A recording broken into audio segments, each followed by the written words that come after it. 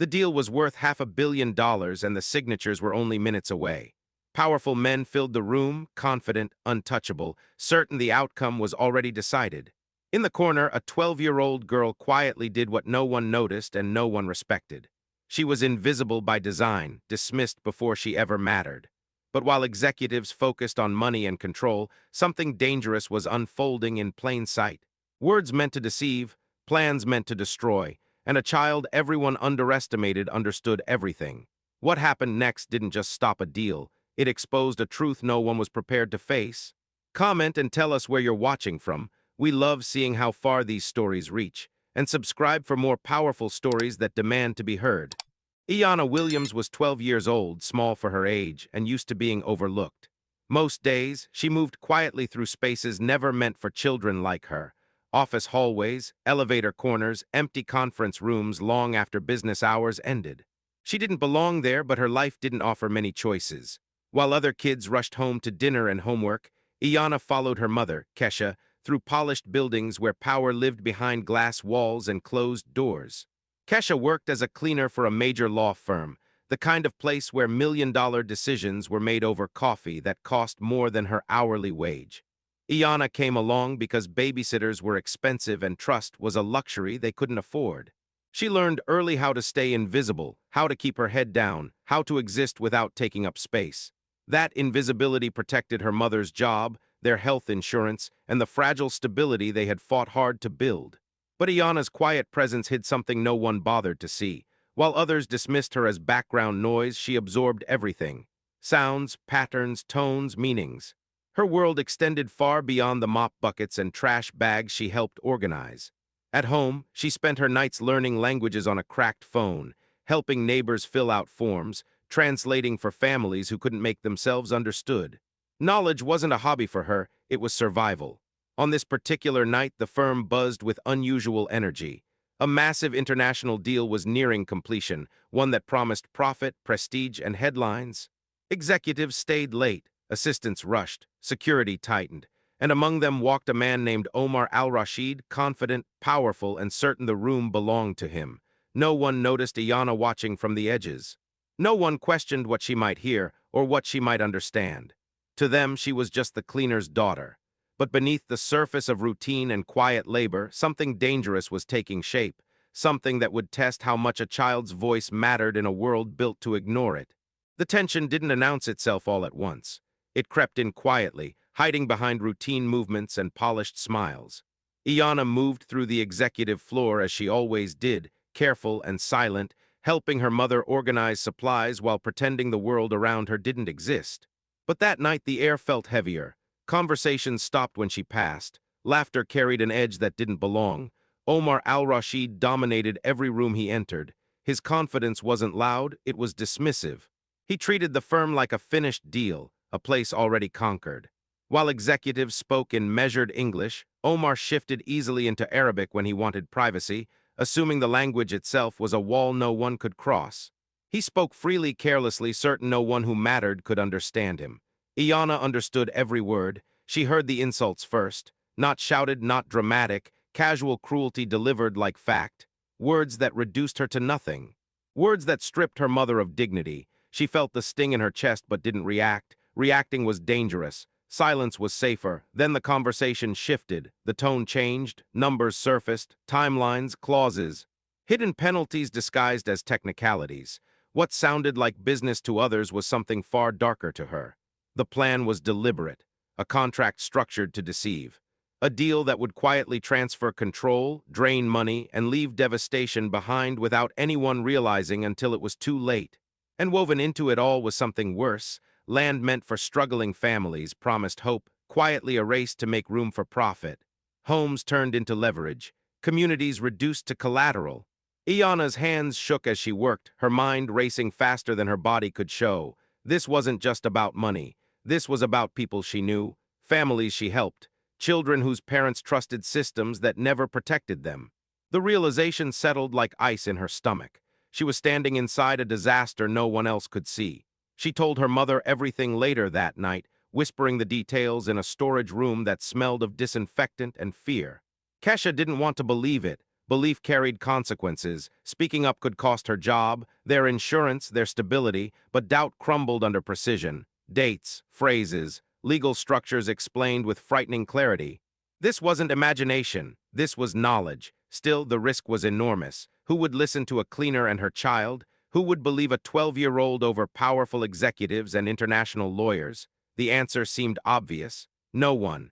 And yet doing nothing felt worse. When they approached David Harrison, the firm's senior partner, the imbalance of power was impossible to ignore.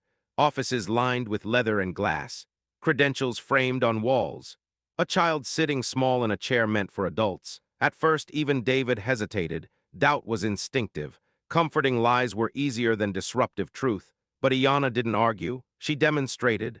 She showed understanding that couldn't be faked. Nuance, context, meaning beyond translation. The more she explained, the quieter the room became. Skepticism shifted into unease, unease into fear.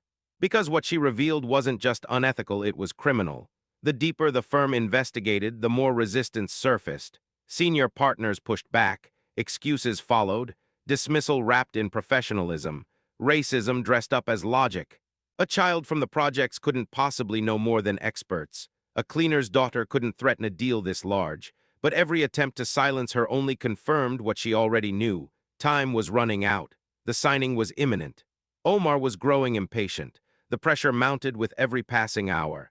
And as the final meeting approached, one truth became impossible to escape. If Iana stayed silent, the damage would be irreversible. But if she spoke publicly, she would be stepping directly into the line of fire. Alone, underestimated, and surrounded by people who never believed she belonged in the room at all.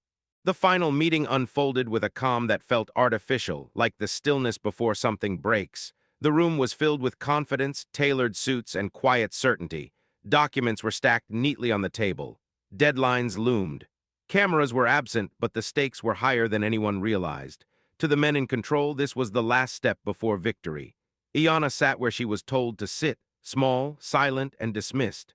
To everyone else, she blended into the background, another child killing time while adults handled real business. But beneath her calm posture, every nerve was on fire. She knew exactly what was about to happen.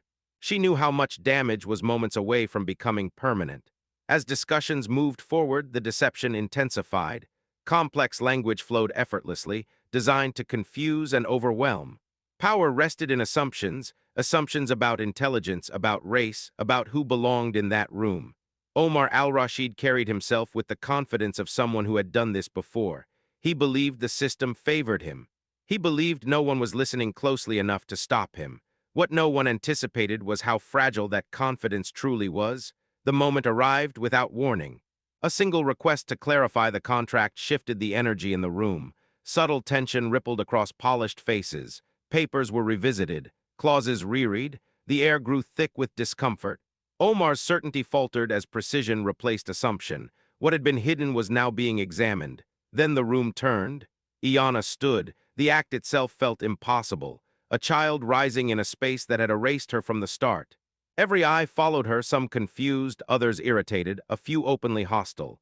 She did not raise her voice. She did not rush. She simply revealed the truth with calm accuracy, dismantling the deception piece by piece. She exposed the manipulation buried in language, the timelines rewritten to steal control, the penalties designed to punish resistance, the land meant for struggling families marked for destruction. And then she named the cruelty. She made visible the words spoken in arrogance, the racism expressed without fear of consequence, the insults dismissed as harmless because they were spoken behind linguistic barriers.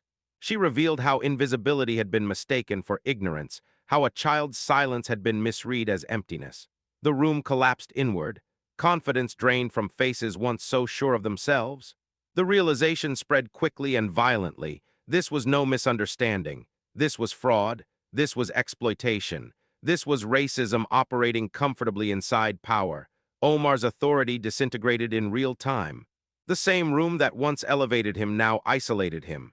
What he had dismissed as disposable had become undeniable. The system he believed protected him turned its attention toward accountability. Iana did not look triumphant. She looked resolved. In that moment, the imbalance of power reversed completely. A 12-year-old girl, once treated as invisible, stood at the center of the truth. The deal was dead, the deception exposed, And the people who believed she didn't belong were forced to confront the cost of their assumptions. The signatures were never signed. And as silence swallowed the room, one truth became impossible to ignore. The most dangerous mistake they made was believing that no one like her was listening. The fallout was immediate and irreversible.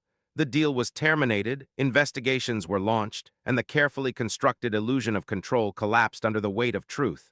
What had been framed as a routine business agreement was now exposed as deliberate fraud, and those who once dismissed warning signs were forced to confront their silence. The room that had ignored a child now revolved around her courage. For Ayanna Williams, nothing about life suddenly became easy. She returned home to the same apartment, the same neighborhood, the same realities, but something fundamental had changed. She was no longer invisible. Not because she demanded attention, but because her voice had proven impossible to erase. In a world that repeatedly told her she didn't belong, she had stood her ground without raising her voice, and the world had listened. Her mother, Kesha, carried a different kind of pride. Not relief, not celebration, but validation. Years of quiet sacrifice had produced something powerful, and yet the story was never just about one family. It was about systems that thrive on underestimation, about how racism often hides behind professionalism, contracts, and assumptions of superiority, about how intelligence, when it comes in an unexpected form, is too often questioned instead of protected. What happened inside that boardroom echoed far beyond its walls. It reflected a reality many recognize all too well: the cost of ignoring voices because of age, race, or class. How many warnings go unheard because they come from people society has already decided not to value? How many injustices succeed simply because no one believes the person speaking out? Iana didn't win because she was extraordinary. She won because she was prepared, observant, and brave enough to act when it mattered. And that truth carries a responsibility: to listen more closely, to question assumptions, to recognize potential where others see inconvenience. This story isn't rare. It's just rarely acknowledged. And the question it leaves us with is unavoidable. How many more voices are we ignoring right now simply because they don't look like power? If this story moved you, share it with someone who needs to hear it. And subscribe to Black Community Struggles for more powerful stories about justice, truth, and our community's fight to be seen. And don't forget to hit the like button. Your support helps these stories reach the people who need them most.